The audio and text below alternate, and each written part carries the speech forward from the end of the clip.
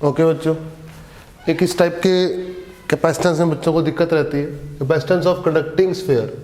ये conducting sphere है हमारा, क्यू चार्ज है इसका, ठीक है ना, ये जो रेडियस r1 वाला है, ठीक है ना। Sphere is given a charge q, ये कैसा स्फीयर है, कंडक्टिंग, और इसका रेडियस कितना है, इसका रेडियस है r1, ठीक है। इसको सराउंड कर दिया गया एक डाइलेक्ट्रिक लेयर से जिसकी रिलेटिव परमिटिविटी है एप्सिलॉन r, और बाहर एयर है, ठीक है ना। तो मुझे इस सिस्टम का क्या निकालना है, इक्विवेलेंट कैपेसिटेंस निकालना है। क्या निकालना है कि इक्विवेलेंट कैपेसिटेंस। देखो ध्यान से सुनो मेरी बात, ठीक है ना। देखो इस पे मैंने क्यू चार्ज दिया है ना, कितना दिया, क्यू चार्ज। मान लो कंडक्टर के स्फीयर पे क्यू चार्ज है। अब इसके डाइलेक्ट्रिक के इनर डाइलेक्ट्रिक के सरफेस पे माइनस क्यू इंड्यूस हुआ और इधर क्यू इंड्यूस हुआ। बोलो सही बात है कि नहीं। मैंने आपको सिखाया था कि किसी डाइलेक्ट्रिक को अगर एक्सटर्नल इलेक्ट्रिक फील्ड में रख दोगे, एक्सटर्नल इलेक्ट्रिक फील्ड में रख दिया इस डाइलेक्ट्रिक को, तो इस डाइलेक्ट्रिक के सरफेसिस पे क्या आ जाता है, इंड्यूस चार्ज आ जाता है। बोलो सिखाया था कि नहीं सिखाया था।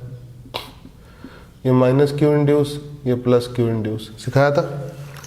सिमिलरली ये क्यू चार्ज अपने आसपास, क्यू चार्ज का स्फीयर अपने आसपास इलेक्ट्रिक फील्ड बनाए हुए है, उसमें मैंने एक डाइलेक्ट्रिक रख दिया, तो इंड्यूस चार्ज आ जाएंगे नहीं आ जाएंगे, इसी तरीके जैसे यहाँ आए थे, ठीक है, पक्की बात है, नो प्रॉब्लम।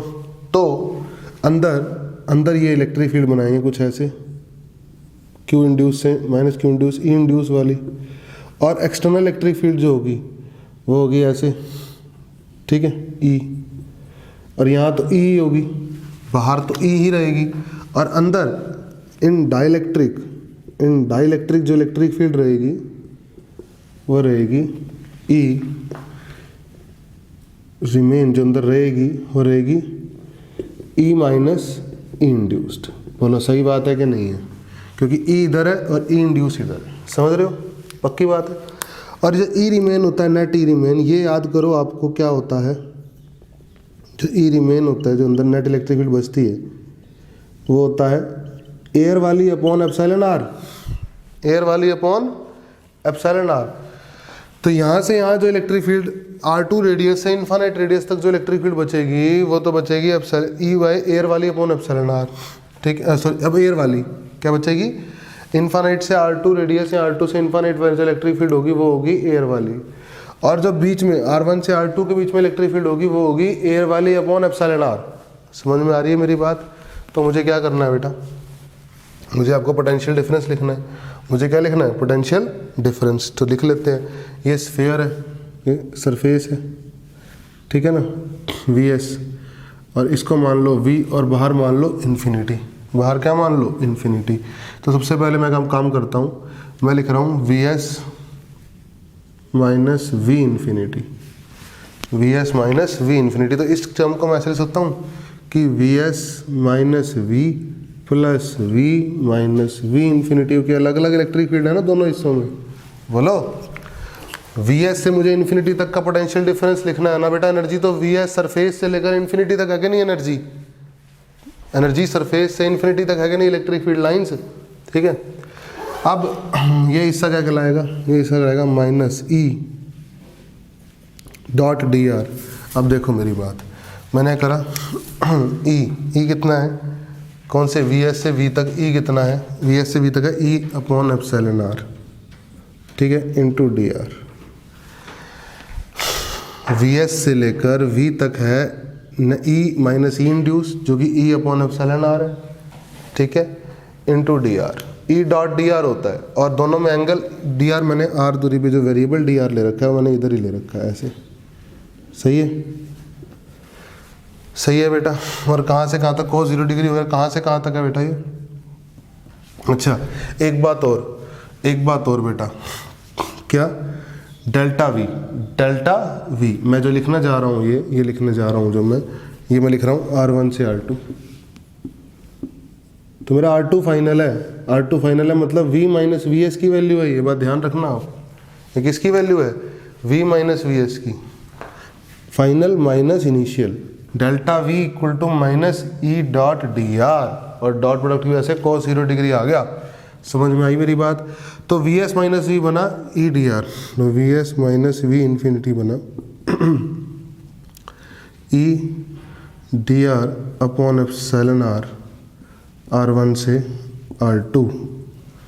सही है बेटा, बना के नहीं बना, VS माइनस वी बनाइए, है ना, कोमा। अब फाइनल में ले लेता हूँ इन्फिनिटी को, ये V इन्फिनिटी है, इन्फिनिटी फाइनल और इनिशियल हो गया V, यहाँ से यहाँ पढ़ रहा हूँ ना बेटा मैं, तो V इन्फिनिटी माइनस V,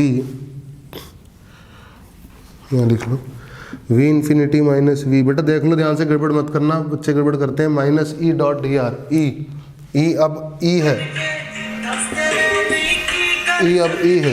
ई अब क्या है, ई है, सही है। और डी आर, अब मैंने वेरिएबल ले रखा है आर, ऐसे ये वेरिएबल ले रखा है आर, और आर दूरी पे डी आर इधर है, ठीक है, तो माइनस ई डी आर कर दिया मैंने, सही है।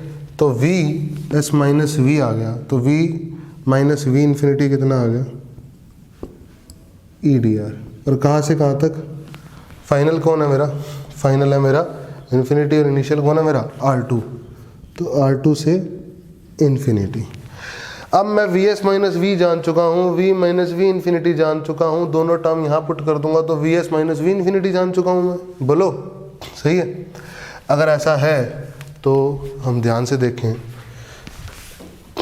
अगर मैं इसी से कोई रेस कर दूँ, आपको ढंग से दिखाऊँ, तो ई की वैल्यू क्या होगी मुझे ये बताओ, ठीक है ना, ये तो आपको समझ चुके हो, मैंने लिखवाया जो आपको, वो भी आप समझ चुके हो। हाँ जी, ई की वैल्यू, ई खाली जो इलेक्ट्रिक फील्ड चार्ज प्रोड्यूस कर रहा है वो है 1/4 pi epsilon naught Q upon are square, R variable है, सही है ना, आर दूरी पे जो क्यू इलेक्ट्रिक फील्ड प्रोड्यूस कर रहा है, ई, ठीक है ना, बोलो सही है। तो उठा के पुट कर दो, तो Vs माइनस वी इन्फिनिटी की जगह पुट करा जब, तो ई की जगह आ गया 1/4 pi epsilon naught epsilon are,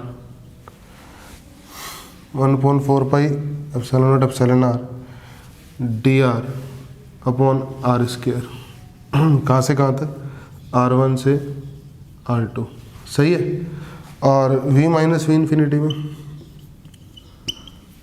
ई 1/4 पे क्यू भी आएगा यहाँ पे, और ई है Q D R upon 4 pi epsilon not बचेगा खाली, और आर स्क्वायर कहाँ से कहाँ तक, R2 से इन्फिनिटी तक, बोलो सही है। और Vs से इन्फिनिटी निकालने के लिए दोनों को ऐड करना होगा, दोनों को क्या करना होगा, ऐड। तो जब मैं ऐड करता हूँ तो मैं एक चीज़ देखता हूँ, Q upon 4 pi epsilon naught, Q upon 4 pi epsilon naught, epsilon R भी आएगा इधर, डी आर अपॉन आर की पावर 2, आर की पावर 2 होता है आर की पावर माइनस 2 ऊपर जाके, और आर की पावर माइनस 2 का इंटीग्रेशन होता है आर की पावर माइनस 2 + 1 अपॉन माइनस 2 + 1 यानी -1/r, तो होता है -1/r। तो माइनस के साथ आएगा 1/r, अपर लिमिट डलेगी 1/r2, लोअर लिमिट डलेगी 1/r1, माइनस बाहर है 1/r1 माइनस 1/r2 बनेगा, बोलो समझ में आना चाहिए, बोलो इंटीग्रल पूरा सॉल्व हो गया, सही है। अब इसको आओ v माइनस वी इन्फिनिटी, अच्छा Vs माइनस वी इन्फिनिटी लिख रहा हूँ तो ऐड ही कर दो इसमें, ये ऐड करोगे इसमें तभी तो Vs माइनस वी इन्फिनिटी बनेगा। जो लिखोगे तो Q upon 4 pi epsilon naught आएगा। अब d are upon are square, d are upon are square, r की पावर -2 बना, आर की पावर -2 + 1 अपॉन -2 + 1 की वजह से -1/r हुआ। अब -1/r हुआ तो क्या करोगे, 1/∞ -1/r2, और एक माइनस था बाहर तो 1/r2 बचेगा, बस क्या बचेगा 1/r2। आपको समझ में आया ये। तो Vs माइनस वी इन्फिनिटी कितना बचा, Q upon 4 pi epsilon not, बाहर निकाल लो, 1/r1 epsilon r minus 1/r2 epsilon r plus 1/r2, ये बचा। तो अगर मैं एलसीएम लूँ तो Vs माइनस वी इन्फिनिटी कितना बचा, Q upon 4 pi epsilon naught epsilon r R1 R2। अब इधर क्या बचेगा देखो, R1 R2 एप्सिलॉन r मैंने एलसीएम लिया है तो बचेगा यहाँ R2, ठीक है। यहाँ R1 R2 और एप्सिलॉन r एलसीएम लिया है तो यहाँ बचेगा माइनस का R1, यहाँ बचेगा माइनस प्लस का एप्सिलॉन r इंटू R1। बोलो सही बात है, ये आ गया V S minus V infinity. अब काम खत्म हो चुका है। अब Q is equal to C into V S minus V infinity. तो Q upon V S minus V infinity equal to C.